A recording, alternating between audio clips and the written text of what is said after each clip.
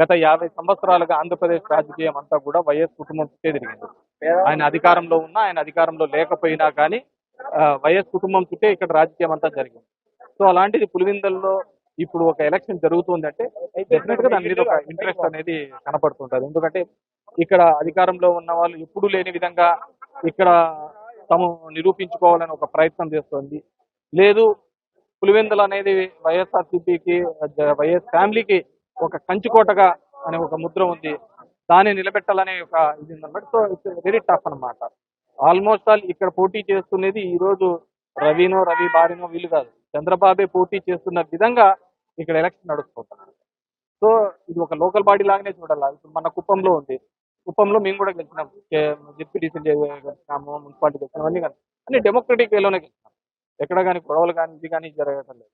వాళ్ళు ఏమంటారంటే అది కుప్పం, ఇది పులివెందులు ఇలాగే ఉండాలి అని అంటారు. సో ఇలాగే ఉండకూడదు అని ఒక 25 సంవత్సరాలుగా ఒక రిఫార్మేటివ్ గా ఇక్కడ తీసుకొని రావడం జరిగింది. దానికి డెవలప్మెంట్ అనే ఒక ఇది తీసుకొని వచ్చి ఈ ప్రాంతాన్ని అంతా అభివృద్ధి చేయడం వల్ల ఆ ముఠా ఖర్చులు అవన్నీ కూడా పోవడం జరిగింది.